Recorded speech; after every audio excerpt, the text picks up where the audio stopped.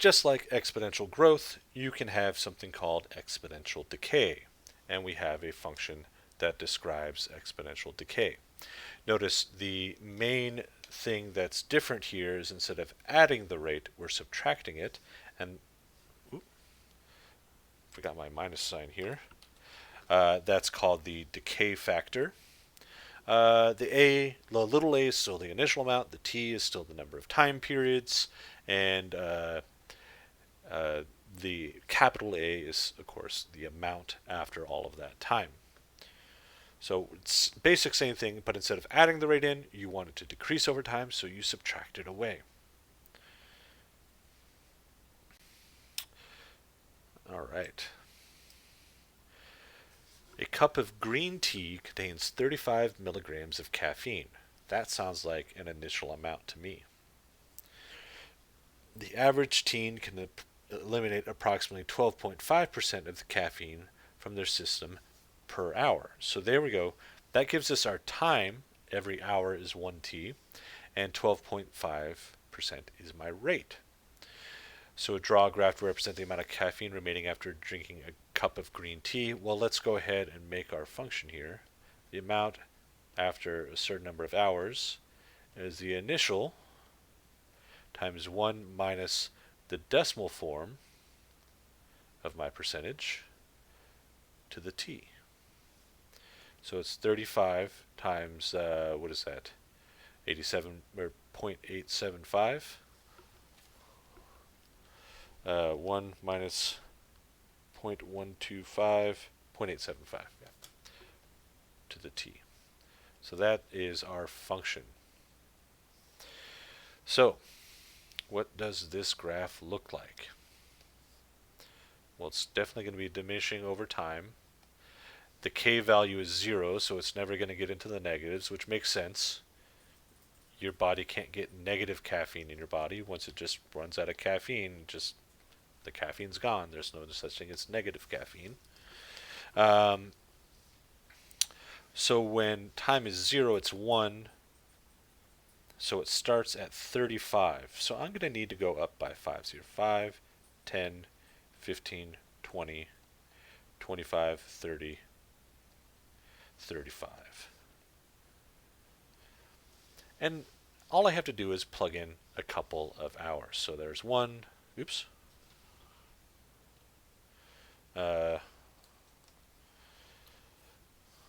1. Why is it stuck on the red?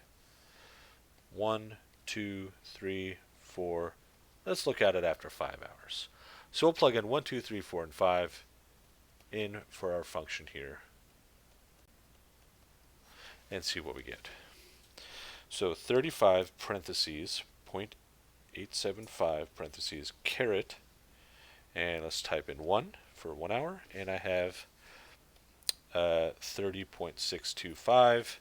So I'm going to put a little dot right about at the 30 there. And then change that to a 2 for 2 hours. And I get 26. So 2 is 26. Point junk.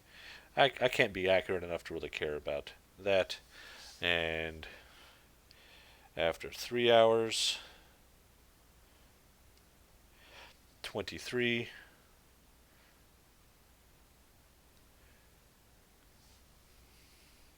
4 hours, 20. So you can see this graph is much more subtle in its downward path here. I'm actually going to redraw that one right about there.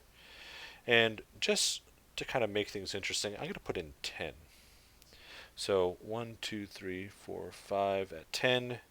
There's just under 10 milligrams there. So you can see this graph is a much more subtle down curve. Now, the reason why it doesn't look like the really exaggerated decays that we've been looking at is that this 0.875 is very, very close to 1. So it's slowing in. We're also zoomed in into the corner of the graph where it's making the turn. So it's very, very slight in this place here. All the really steep part of it is in the negatives, which doesn't make sense for our situation.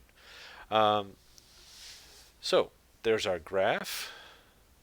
All right, and part B, estimate the amount of caffeine in a teenager's body 3 hours after drinking a cup of tea. Well, looking at my graph here, looking at 3 hours, it looks like it's somewhere between 20 and 25. So I could guess about 22.5. But if I actually plug in 3 into my function, I could find out the more approximate value. Let me get back into my function here. Type in 3, and I get 23.45, basically. 23.45 milligrams, which is pretty close to what the graph gave me as my estimate.